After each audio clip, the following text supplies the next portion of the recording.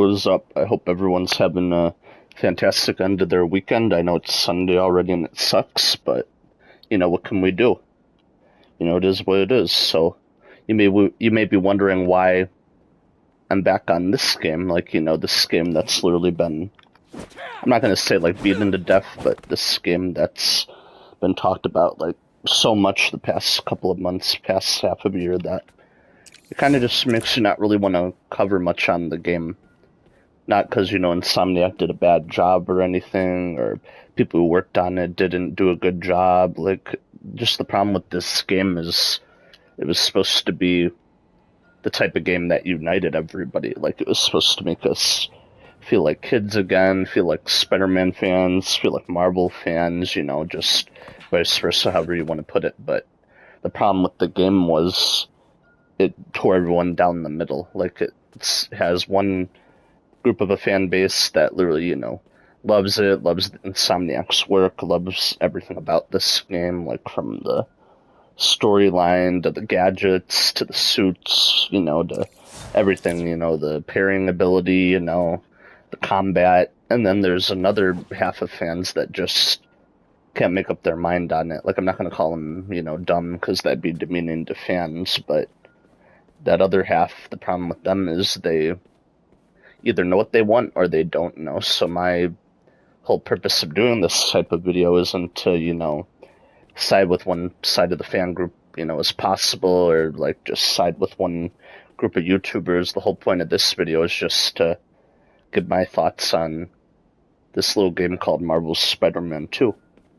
Because I've had the past couple of months and at least half a year to meditate on it, to formulate my own opinion, hear from a bunch of different YouTubers that I watch, hear from a bunch of different social media people, hear from a bunch of my friends. Like, I've had plenty of time to really get to the bottom of how I really feel about this game. So that'll be the purpose of today's video, and I hope you guys really enjoy it. It's going to be split into like 3 parts, or 3 subsections, as you can call it. Part 1 of the video will focus on the stories, so acts 1, 2, and 3. It'll be giving my kind of in-depth but brief thoughts on, each act and mission and what I overall thought of the story. And then subsection 2, or act 2 of the video, will be gameplay, like in terms of suits, gadgets, moves, pairing, all of that, abilities, whatever you want to call it.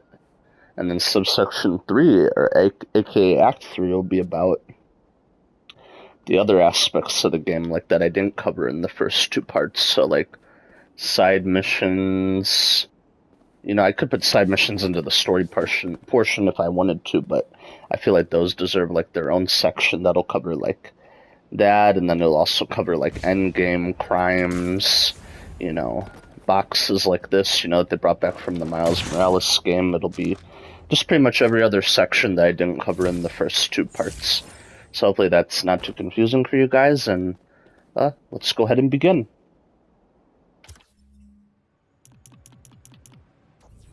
Okay, so to start on story, I'm going to be looking at this tab right here, which has the main missions, which there's 31 missions total. And I'll be clicking on each name, not, replaying each mission, because that would just make this video way too long.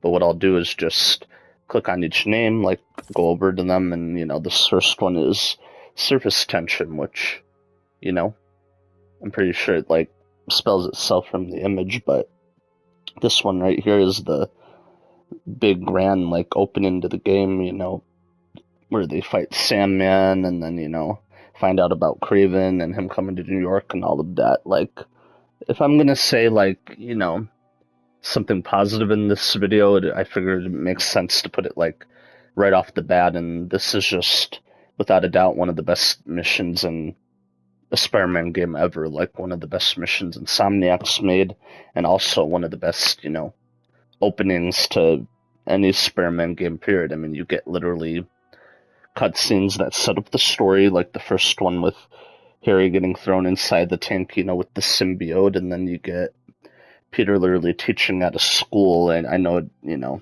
I'll get to that later, but Peter teaching at a school, to answer fans' questions from the ending of the first Insomniac Spider-Man, and then you get just like one of the best transitions that I've ever seen in like a Spider-Man video game or a video game in general, where Miles is like, "Hey Pete, you gotta come and see this space." Like, I may get fired, and then they do their thing. They jump up the scaffolding, they go to the roof, and then he looks out there and he's like, "Marco," and then you get the best like transition that I've seen, like I just mentioned, where they literally change into their Spider-Man suits, they jump off, and then boom, you're immediately thrown right into the action.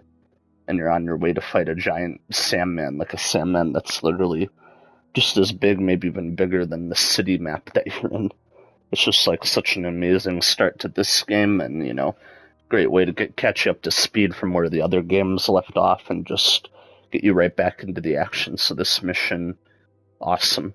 Like one of the best missions in the game. I'd give it like a solid 10 out of 10. It's just like there's not anything wrong with this opening mission.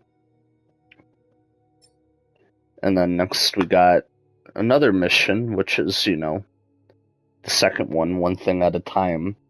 This is right after like the aftermath of the Sandman boss fight, and I give this part like,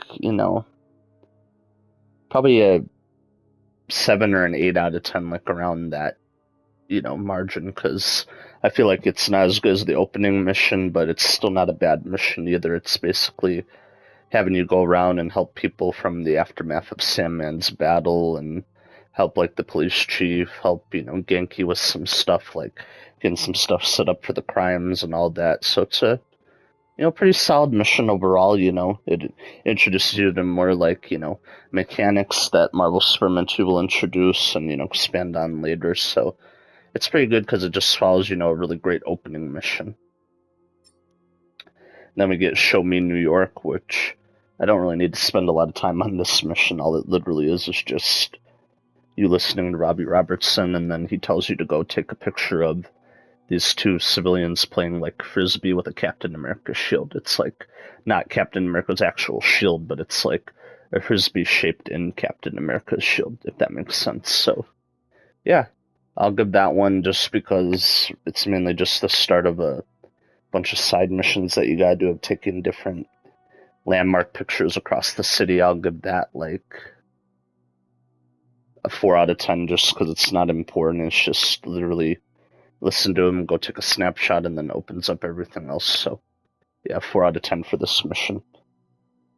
And then after that, we get Roll Like We Used To. Okay, this may be like, a little bit hateful or a little bit controversial, but I just hate this mission. Like, I'll give it, like, right off the bat, I'll give it a 1 out of 10. I know when Insomniac was trying to do, like, they were trying to show, like, you basically start the mission by going to Aunt May's house, talking to MJ, like, romanticizing her up is all I'll say, just catching up to speed with Pete and MJ's relationship. And that part of the mission, I guess, is fine because you get to, like, walk around Aunt May's house, interact with some stuff, here's some heartfelt dialogues.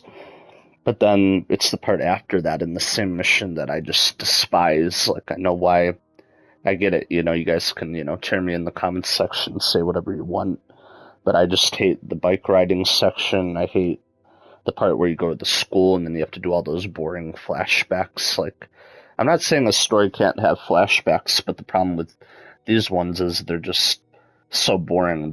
All they really do is just tell us information that we already knew from the previous games, like what Harry's been up to, how his mom died from cancer, and how he has cancer now, and how he wants to like start the Emily May Foundation and save like I guess other people that are sick and stuff. He wants to like heal the world and help them and everything. But I feel like that's another little nitpick that I have with the story. Just Harry's a really solid character. I don't think it's my favorite version of Harry I've ever seen in like a Spider-Man media story, but Insomniac's take is still pretty solid overall, and I like him. But the problem with it is we don't see enough of like him, Pete, and MJ hanging out, especially him and Peter, just to like know their bond and know their backstory more in depth. The problem with it is we just kind of get thrown into this whole Harry thing and Emily May Foundation, but the game doesn't do a good job at like developing their relationship like what we got with Pete and Doc Ock in the first game.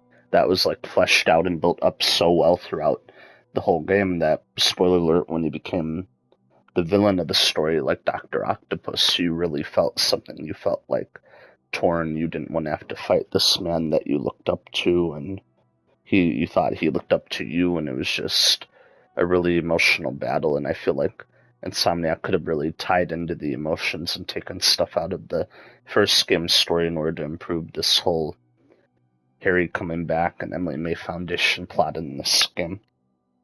Alright. Now we've got Not on My Watch, which this is the one. Okay, so this is basically like the big raft set piece mission. I'll give this like a solid, it's actually a really good mission. I'll give it a 9 out of 10 because I like it. It progresses the story. It shows our Spider-Man's first interaction with Kraven the Hunter, so I give it props for that. I guess just the only thing I don't really like about the mission, besides, all the craziness at the raft and all that, is I don't like how Martin Lee's just shoehorned into the story. I know it's still Act 1, it's still early, and they had to give, like, Miles something to do, but I don't know, I just don't really agree with, like, how they brought him in, how they brought Martin Lee into the game. Like, it makes sense, he was broken out of the raft and all, but I don't know, I feel like the game could have kept, like, the focus on Kraven and his hun and all that, and Peter getting the black suit. It didn't really need, like, this whole side subplot of, Miles wanting revenge against Martin Lee. If Insomniac really wanted to do this, they could have replaced Finn in his solo game and made Martin Lee the villain of that, because they could have literally done the same thing. He could have escaped from the raft in that game, and then I feel like that would have actually enhanced the Miles game story even more, because you would have had a returning villain from the first game that people loved. You could have done different battles with them, and then at the end, come to the conclusion of him either forgiving Martin Lee or staying his enemy, or however they want to approach that. But I just feel like all this Martin Lee stuff could have worked in Miles' solo game, where he was left alone and figuring out how to be his own Spider-Man. But the problem is they decide to cram it into a game that's already full of so many different perspectives and ideas, and I feel like this one just didn't really add to it. I feel like Spider-Man 2, like people have said, is just primarily a Peter Parker story. Miles is thrown into it, but he doesn't really get like that much to do besides the whole Martin Lee plot thing. Alright. Then we got Amends. Okay, so this is just like another, like, I guess, like, nothing burger mission. All it is just get a cutscene of Miles after the raft mission going to visit his uncle, which I do like that part. I feel like it's heartfelt, and it's good to see his uncle again, and it's cool how he's not the Prowler anymore. I do like that twist, how he's just, I guess, normal, like a normal civilian now, and he wants to make up for his past mistakes with Roxxon and Miles and everything, so I like that part of it. But then I don't like how it's just another one of these missions that didn't even really need to be a mission, because all you do is just get the cutscene where he talks to his uncle, and then you have to go open one of these Prowler stashes, which I'll cover in another subsection of the video. But all the Prowler stashes are basically just these little puzzle mini games where you line like circuits up and then open the door, or like pull it open and go inside and open the Prowler stash, like, and you do get like nice like dialogues between Miles and his uncle. I do like that, but the problem is the Prowler stashes don't do anything really new to like spice up the gameplay. All of them are literally just most of the time the exact same, and you're doing puzzles that you already did in the previous game. And I don't know, I just feel like Insomniac has this obsession with mixing in like side stories with the main story when you don't really need to do that. Like, if you have a really good story and like you're confident with it, you don't need to put in like side stuff. Like, you should just leave that as side stuff. Don't make them main missions within this game. I don't know, I don't really agree with how Insomniac's done that. Alright, and then we got Healing the World up next, which this is pretty much, another self-explanatory mission. You oh, the Emily May Foundation is Peter. You get a conversation, like a cutscene between him, Harry, and Norman Osborn, and Peter's not on board at first, of course, because he wants to help heal the world with Harry and do all this stuff like at the Emily May Foundation, but at the same time he knows his identity as Spider-Man might, get compromised or might bring drama to this whole Emily May project, so at first he doesn't really want to do it, but then I guess when Harry tells him about ever since he was sick, he had like this one mission, this one idea of healing the world and making it a better place like his mom would want him to do, and how Aunt May would want Peter to help with that. So I guess when Harry told Peter, we should both team up and do this and like heal the world, that got Peter on board, and he says like, all right, but one more thing. I like my desk to be over there because I like to stare at the wall when I work or something like that. It's some kind of, more mushy, like, not going to call it mushy, but it's more just, another, like, I guess, setup mission where you just walk through the Emily May building and then you get a tour by Harry and introduced to Dr. Connors and Norman again and all this other stuff. So I feel like it's an okay mission, but I don't know, I just don't get why, and a lot of people have said this, it's a Spider-Man game. I don't get why we have to do all these missions where we're just walking in buildings and getting tours. It was interesting in like the first game because this is our first time getting introduced to this world and these characters, but now that we're in the sequel that's supposed to be bigger, I don't get why there's so many like flashback and walking missions, like, and they don't really like do much for the story either. They're kind of just you being spoon-fed information and then I guess taken with it like you will, like that sort of thing. And now we got Bad Guys on the Block, which this is a good enough, like, solid mission, I would say. Like, I'll give it a 7 out of 10. Like, that's what I would put it at. And Healing the World, by the way, would be another 1 out of 10, just because, like I just said, I don't like all these boring, like, walking missions. So this one would be Bad Guys on the Block would be a solid 7 out of 10. I like it because it's like you going through essentially a hunter base, which you do more of later on, but I like it because it progresses and enhances the story. Like Peter finds out Kraven is in New York for his hunt, and he's like hunting like the supervillains to take them out, which is a pretty cool idea, I guess, like for this rendition of Kraven. So I'll give Insomniac props for that, for bringing like something new to the Kraven character we hadn't seen before, where he wants to like hunt and kill the villains and find like the greatest prey he can ever fight. Like that was pretty cool because you get a shocking cutscene where he kills Scorpion, like, and Spider-Man's watching, and it's just so like insane. Like, and then it basically leads into another really solid mission with Miles, which is called Make Your Own Choices, where Peter doesn't want to go help Black Cat, because she's being hunted by Kraven and his hunters. So him and MJ send Miles to go and confront Felicia, and I like this mission because you get Miles' interaction with the Black Cat, which we never saw before, and it was really, like, well done in my opinion, like their whole banter and how Black Cat's reluctant to team up with another Spider-Man and all that, and Miles' Spider-Man doesn't trust her because of the stories that he's heard from Pete. So I just feel like it's a really solid mission, but I like it because you get to see Black Cat again, of course, and you know how people feel about Black Cat. But you get a really good like set piece where you're chasing like the hunter ships throughout the city and protecting Black Cat from them, and then I guess you find out her girlfriend's like in Paris, and then you open up a portal using a Doctor Strange ring and send Felicia through, and she like says, thank you, Spider-Man, and then he says like au revoir on that lines. But I feel like it's another pretty solid action set piece mission, and it does a great way of like enhancing the story too, like adding to it. So I'll give this one another 8 out of 10.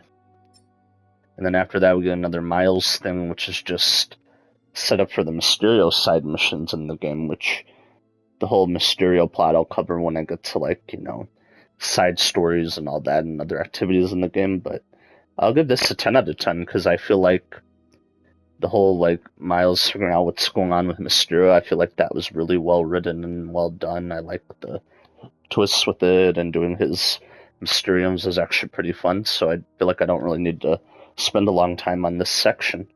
Well, on this mission, I mean. Then we get a second chance, which, well, another really great, solid mission. I'll give this one a 10 out of 10 too, because a lot happens in it. You're like at Coney Island, you're hanging out with, Pete, MJ, and Harry, and you find out like all this great stuff. Like I'll say like great like story spoilers like ahead that like move the story forward, but basically you're doing all these mini games and hanging out with them and learning more about all three of them friendship, and it's really well done, like well written, well like the way the three like bounce off of each other is really well done in my opinion. And then you get like this cutscene where they see Tombstone at like a racetrack, and then Peter's worried about like Tombstone, even though he might have like became straight or whatever they said, like not be a villain anymore. He's still worried about why all these villains are here at like Coney Island and what's really going on. And then the mission just gets straight up like bonkers crazy, where hunters show up and they're hunting like Tombstone to capture and kill him, and you have to like defend Lonnie and fight off all these hunters. And then you make your way up to like a roller coaster that literally has people in it, and they're falling to their death. And you do like a mini game, and Pete's trying to save everybody in the not in the helicopter, but in the roller coaster. He's trying to save everybody, and then they make it look like he's about to drop them and like let them die because he's not like strong enough or not able to do everything. And then Harry shows up with the Venom symbiote inside of him, and he literally lifts like the roller coaster up to help Pete save everybody. And then two of them swing away, and you find out Pete's like Harry knew that Pete's Spider-Man, and it's just like it's hard to explain this story like in a grounded sense because literally so much shit happens in it. But Second Chance is like a great mission, 10 out of 10. It's fun, it's got good story revelations again, and yeah. And then we go into Science Buddy, where we go. It's basically like another kind of nothing burger mission, but I kind of give it a pass, so I'll give it like a 5 out of 10 because you learn like a little bit more about Harry with the symbiote and what how he's trying to like use it to be a hero and enhance his work and everything. Yep. It's like pretty much another like exposition type thing, but I guess it's a little more interesting this time because of what you learn. And then we get Hunt to Live, Live to Hunt. I'll give this mission a 10 out of 10 also. It's just really great, solid mission overall. You get like to go to this hunter base again where they're holding like Tombstone, and you get to like fight off some hunters on the outside. It's really cool. And then when you make it inside, it actually gets even cooler and crazier, where Harry and like an Agent Anti-Venom suit like literally bursts through the wall, and then he's looking like Agent Venom, and he's helping like Pete take out the hunters and helping save Tombstone. It's like a giant action-packed like colorful mission. It's just pretty much has everything that you love about a Spider-Man game all in like one mission. I know the Agent Anti-Venom thing has been like beat to death, like people don't understand why Insomniac put that in there, but I thought it was a cool little Easter egg overall to the Anti-Venom character, like Agent Anti-Venom. So then we've got Funky, which is, I'll give this one a 1 out of 10 just to be honest. I don't really care much for it. All it is just introduction to more side stuff with Miles, where he's got to help recover these like instruments from a museum that got stolen, and it's just a lot of like walking around talking to people. It's boring. You get to do a little bit of Spidey stuff, but overall just the side missions in this game were just like a disappointment, like pretty much just a big like nothing burger. So I hope Insomniac improves it next time whenever they come out with Venom or Marvel's Spider-Man 3 or even Marvel's Wolverine. I just hope they improve the side missions next time. And now we've got Good Men. I'll give this mission, it's the first MJ story mission. I'll give this, just to be generous, a 7 out of 10 because I feel like playing as MJ here in this one, it enhances the story because of you trying to like save Kurt Connors from turning into the Lizard, but which we all know what happens with that. But it's a good like introduction mission with MJ, and then you get to play as Pete again, and this one's like shocking because, spoiler alert, he gets stabbed by Kraven and then I guess quote unquote dies and all of that, and then he gets the black suit because it chooses him, and then you get to beat the crap out like these hunters, and it's really fun because it's your first introduction to like the black suit in the game. So yeah, I'll give it a 7 out of 10 for this mission. Then we have The Flames Have Been Lit, which I'll give this one another 7 out of 10. I feel like it's a really solid mission. We get to play as Peter in a tuxedo and learn more about Kraven and how he's apparently dying of cancer and he wants to get like taken out by his most formidable opponent ever. So I'll give it like a 7 out of 10 because you get that really cool symbiote in the rain mission where you go inside the church and then, you know, Kraven's toying with him and he's like, I'm just here to save my friend. I'll give this like a 7 out of 10 just for like the rain part because the rain effects and particles look awesome in this game. Then we got Stay Positive. I'll give this one a 7 out of 10 again. I feel like it's a solid mission overall. Again, it's the one where the Emily May Foundation gets destroyed and put up in flames by the hunters, but I like it because you get to see more Peter going like berserk with the symbiote and taking hunters out and how his whole mind and persona is changing as the black-suited Spider-Man. So another solid mission. Now we got Wings of My Own. I'll give this 1 out of 10 again because all it is just like what I talked about earlier where you just get introduced to another side thing with Miles. See, that's like my problem with Miles in this game, even though he like deals with writing a college essay and, you know, deciding whether to fight Marnley or help him. The problem with Miles is he just is thrown in. There's just too many like side mission kind of things. It's not like the side missions are bad, they're pretty good overall. But the problem is Insomniac uses them as a way to make the story longer and all of that, when I feel like if you take these missions out, these side missions kind of thing, you're not taking anything away from the game. You're still going to get the great Peter Parker story that we had, like the really solid Peter Parker story, but they just have like this obsession with throwing in side activities into the main story, which I don't really agree with.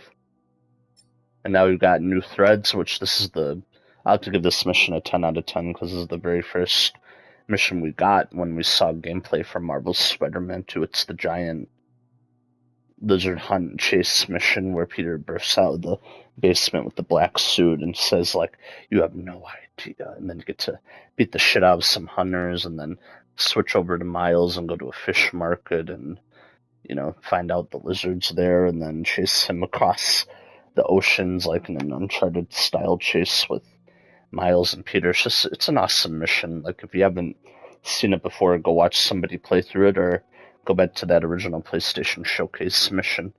It's just really solid overall.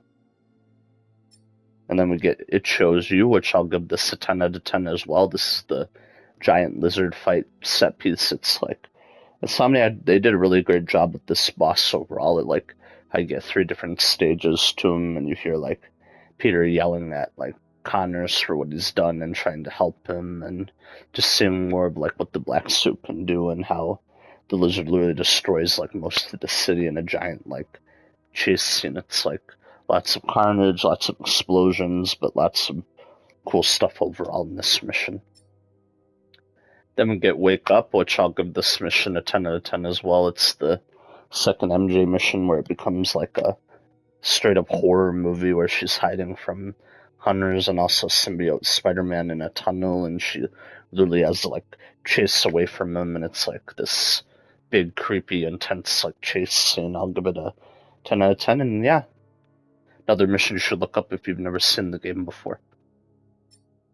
Then we get I'm the Hero here, which this is just a cutscene, but I'd give it a, you know what, I'll give it like a 9 out of 10, and the only reason I knock it down one is because I do like the cutscene where Peter says, you know, like, I'm the hero here, not you, but the problem with it is we didn't spend enough time with him in the black suit, like, prior to this, so when he has, like, this huge change of pace, like, you know, wanting to keep the suit because it makes him a better Spider-Man, the problem is the story didn't show that enough. It, like, didn't give us enough examples of that. Like, a prime example they could have done that I've heard from other YouTubers is had, like, you as like a Miles going to like one of the side missions, crimes, whatever, and then you hear like a loud thud, like a loud screech, and then Symbiote Peter like drops down, and then he's just brutally like beating up the thugs in front of Miles, and Miles is like, "Hey Pete, like stop it, Pete, that's enough," and then he just jumps away. I feel like if we got more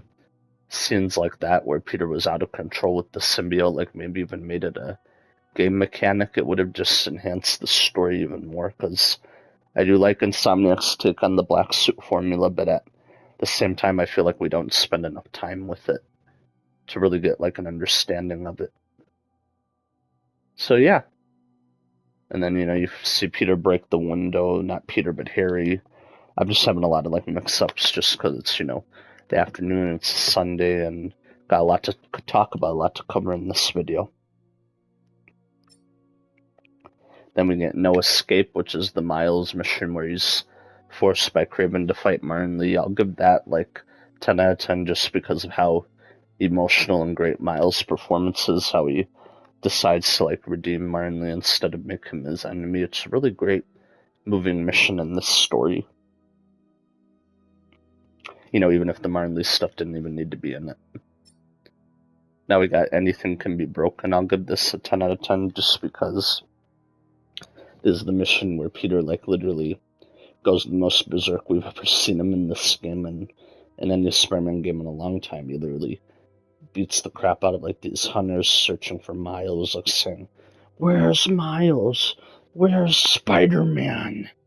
And he like grunts and gurrs and breaks out of a cage, and he fights Kraven, and then he's about to snap Kraven's neck, and then Miles shows up in the nick of time to save Pete in this scenario, and the two of them fight, and you get like a big epic like boss battle that's one of the best in the Spider-Man game, where the two Spider-Men fight each other, and it's just really well done. And then Pete rips the suit off and then puts it inside a container, and then talks to Miles on a rooftop about, thanks for saving me, thanks for having my back, bro, and they move on. That's pretty much what happens. And then we get another banger mission in this game, and also any Spider-Man game, we get the Don't Be Scared one, where Peter returns to the Oscorp building, and Harry's waiting for him there, and then Harry lashes out and freaks out and breaks open the container with the Venom symbiote, and then he literally absorbs the Venom symbiote, like lets it crawl onto his skin, and he gets the 19 inches of Venom. Just kidding. But he turns into like a giant Venom, like a huge Venom, like monster, and then we get to like destroy the whole Oscorp building, jump out the window, and land in Times Square, fight off a bunch more hunters, and then Kraven shows up, and we get this badass boss fight where Venom like just completely obliterates Kraven by like picking him up and biting his freaking head off, and it's just nightmare fuel. It's insane. It gives us like everything we want out of a Venom game and mission. It's just Insomniac did such a great job. I'll give this mission like I'll bump it up past the Stratosphere and give it like a 20 out of 10. It's just such a great Venom design mission. And then the one part I don't like about is when Harry goes to like some church with his mom's grave, and then I guess gets this idea from the symbiote or whatever to heal the world by turning everybody else into symbiotes, and we get like this big Web of Shadows type reveal cutscene, and it falls flat. It doesn't really work with this grounded like Peter Parker Harry's story that they've been trying to tell. It just takes everything into this great big like multiverse null kind of direction, and I don't really agree with it. I know there's other fans that do like it and don't like it, but with me, I'm not really a fan of it because it just flips like the game on its head, and they just try to do way too much. Alright, and then we get Trouble with Harry, which this is another like Spidey mission where I think from what I remember you switch between like Peter and Miles, and you go to these different like construction sites and symbiote bases to save people, and you see Venom who's doing, his own thing, because he's Venom, and I'll give this mission like a 7 out of 10. I feel like it's good, but it's held back again by some poor pacing and poor story decisions. And then next up we get This Isn't You, which is the twist like reveal mission where Venom turns MJ into Scream and we get like the Scream fan service. I think this is a I'll give this mission a 3 out of 10 just because I feel like the Scream twist is cool and well done and all, but I don't like how many waves you have to fight Scream in. You literally have to fight her like 4 or 5 times, and the fight just goes on for way too long, and then you just keep hearing Peter constantly apologizing and telling MJ like, "Oh, I'm so sorry, I'll do better. I'm so sorry, MJ. I'm so sorry." And you just it's like 30, 40 minutes of them just going back and forth bitching at each other, and Peter's just whining, and I don't know. I don't really. It's no okay boss fight the first time you do it, like it's cool, but if you played the story multiple times, like us fans have, it's not as good of like a mission on repeat playthroughs because the boss fight's just kind of there. It didn't really need to happen, and it just goes on for way too long. Then we get Set Things Right, which I'll give this mission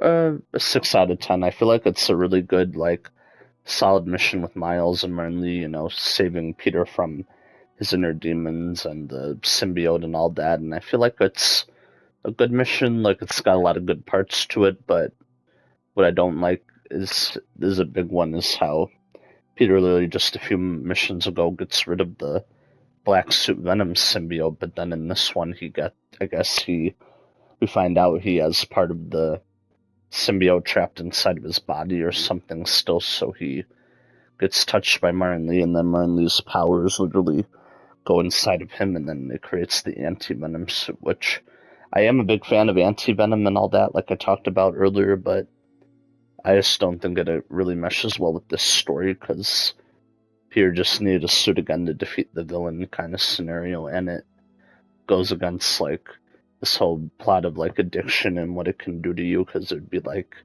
getting rid of one good thing just to go to another, like, or one bad thing just to go to another, So, I feel like I don't really need to keep talking about it because the story's been beaten to death already, but pretty much when you get to the third act, it pretty much just, they throw so many ideas at you, like so many Venom plot lines and twists that the story just ends up falling flat overall, sadly. Then you get It's All Connected, which is just a cutscene of Venom, Harry Osborn Venom, just throwing Kurt Connors out of a window and then interrogating his dad, Norman, about, like, I guess, how Norman turned him into this and it's what he wanted and he's beautiful and all that and yada yada yada. It's just a cutscene, so I'll give it a 5 out of 10 just because I like one of the lines that Venom says and like how monstrous Venom looks in the cutscene. That's another thing I gotta mention. Some of these missions that you play in the story, they're not even really missions. The game wants you to think they're missions, but all they are just cutscenes. I don't get why they're thrown in here when they're not a mission that you can replay. They're just cutscenes that you watch. I guess the cutscenes are cool, but imagine they were actually missions, so you don't really get 31 missions in this game because some of them are just cutscenes or side stuff.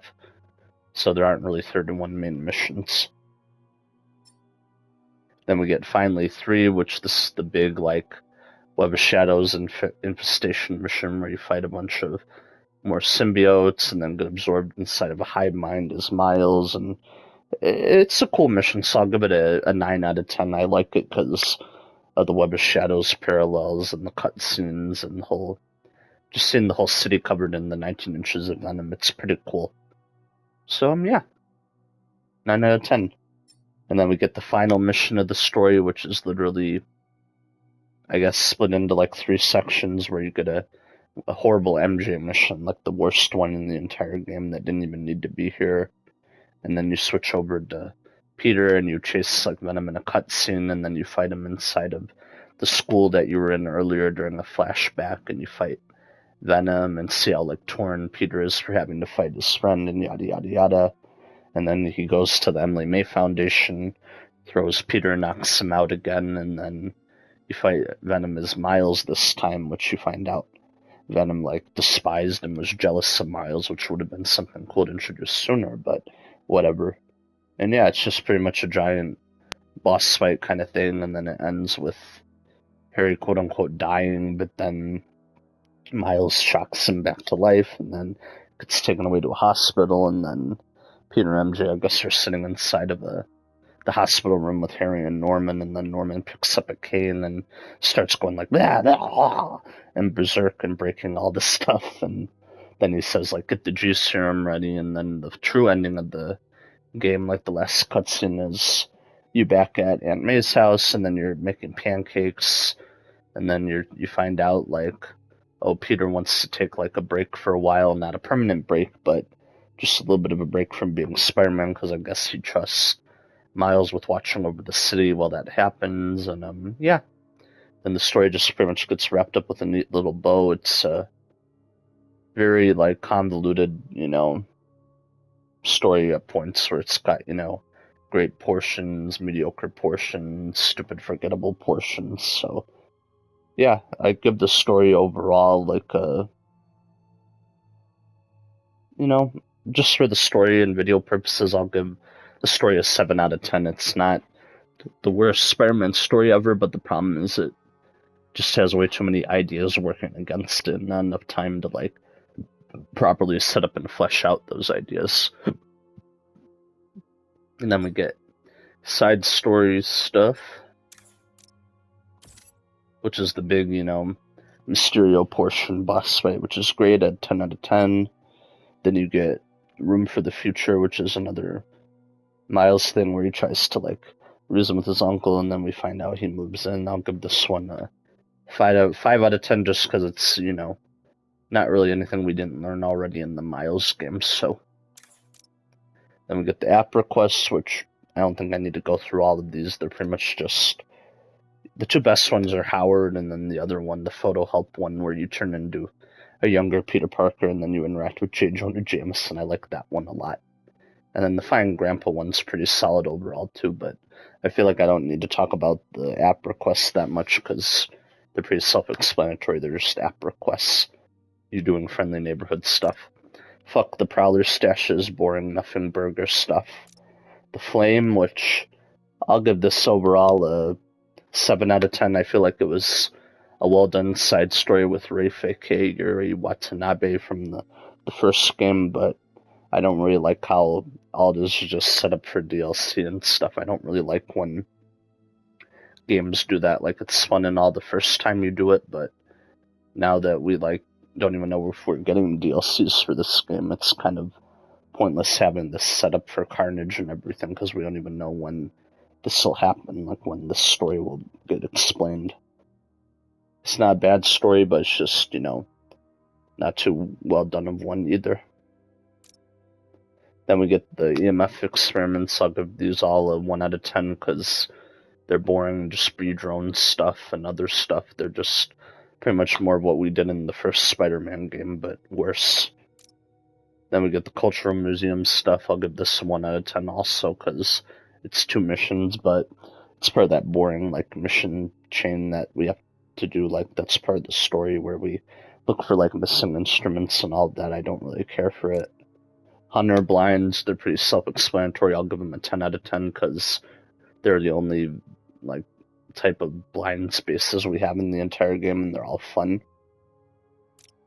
The Hunter bases get a 10 out of 10 also, because especially if you do them during the story, during Act 2 of the story, you get really cool symbiote Spider-Man dialogue for doing all of these, so 10 out of 10.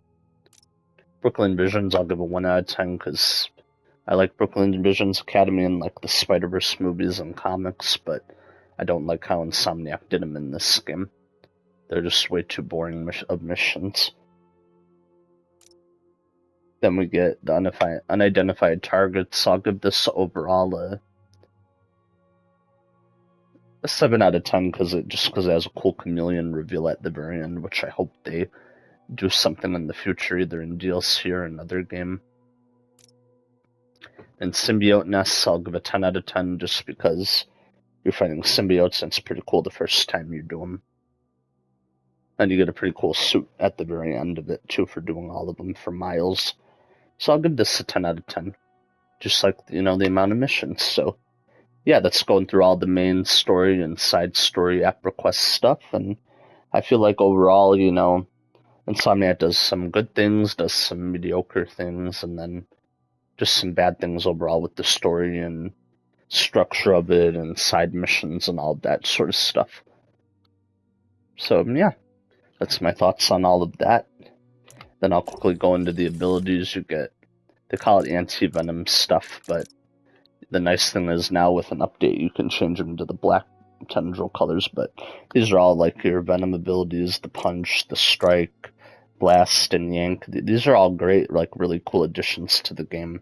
The problem is like they should have been able to be upgradable, because you can upgrade them, but you don't get like any different moves or takedowns or anything, so you're kind of just stuck looking at the same ones overall, you know, and they're cool the first time you see them, but when you've done like repeat playthroughs like I have, you just get bored of seeing the same symbiote takedowns and everything over and over again. And then the other portion that Peter gets, like to the other mobility he gets to fight with, are the iron arms, which I'll say are a solid but unnecessary addition, because I feel like the only real time we see him use these iron arms is either in the MCU or in the Iron Spider comics, so I don't really see like why we needed them here in the game, especially when we get the upgraded Venom abilities later on, which are way cooler. But you know, it is what it is, and we can't be that nitpicky. You know, Insomniac still made a solid enough game overall that's fun to play and has, you know, pretty good stuff in it. It just could be better.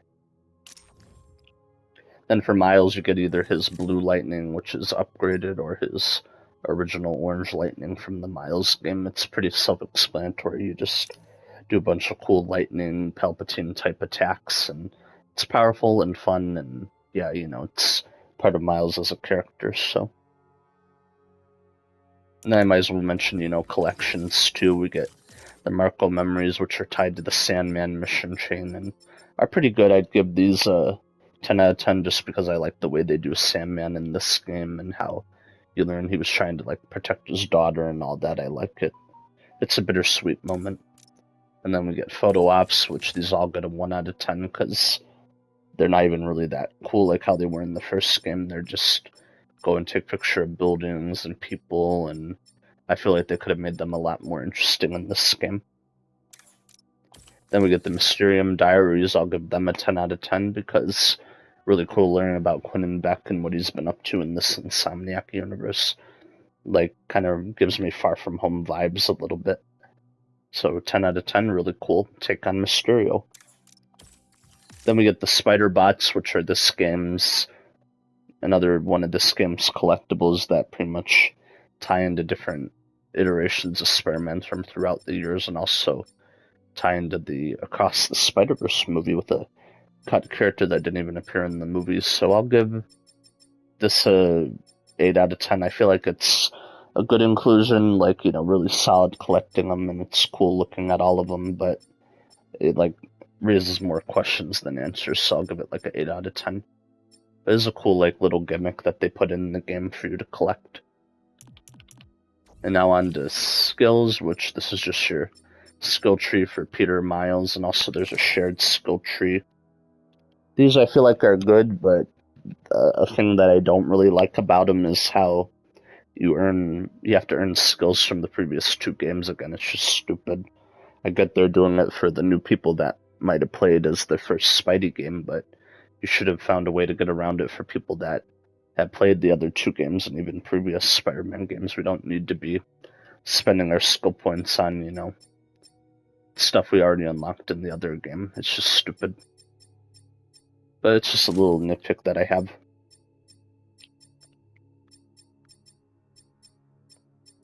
Some of the skills are cool, like, you know, this one right here, the web line double takedown. Yeah.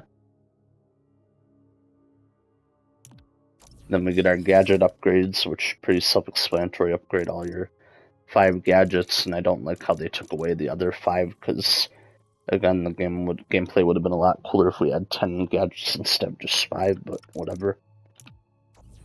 Then we get our suit tech upgrades, which are split into traversals, focus, damage, health, and yeah, pretty self-explanatory. I don't need to explain that. Then here we go to all the suits, which I feel like people have seen a lot of the suits and a lot of takes on the suits in Marvel's Spider-Man 2, so I won't spend much time on this, but I feel like the suit selection is solid overall. It's not too great, but not too bad either. It's got, like, returning suits from the previous 2 games, movie suits, and yeah, that's pretty much the problem with the suit roster in this game. It's just returning suits, and then some Insomniac original design suits, and then movie suits. No, like, love for the comics. Like, come on, man. Especially when Spidey has been out in the comics in such a long time. They could have picked so many great fan service type, like, comic suits. It's cool getting all the movie ones for Peter and all that, but I don't know, I just feel like Peter got the worst end of the stick while Miles got the best end of the stick. Like, vice versa. And then I don't really need to mention the color grading. They're all like shit pretty much. There's only some good alternate color gradings, but overall they're pretty, shit. I don't like how they did this, like, like, what the fuck is this? Like, come on. Or what the fuck is this? Like vice versa,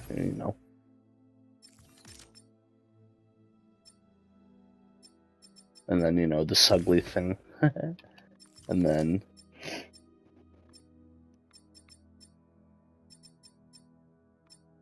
this ugly thing. Yeah. This ugly thing.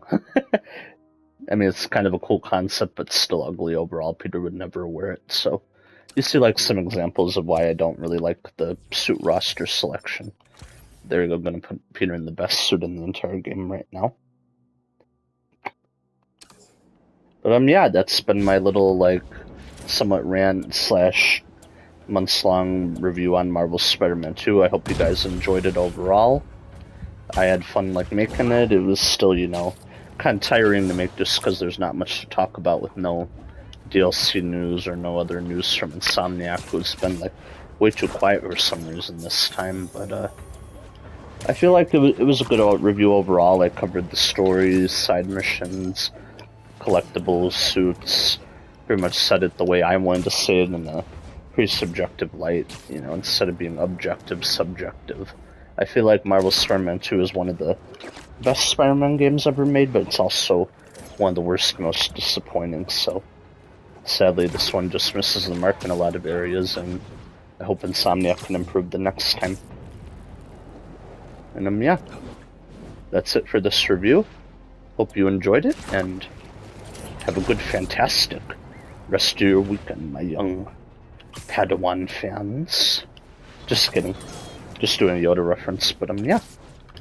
This is Marvel's Spider-Man 2, and peace. Also, P.S. Peter was better with the 19 inches of venom than the other characters. Alright, that's it. Have a good rest of your day.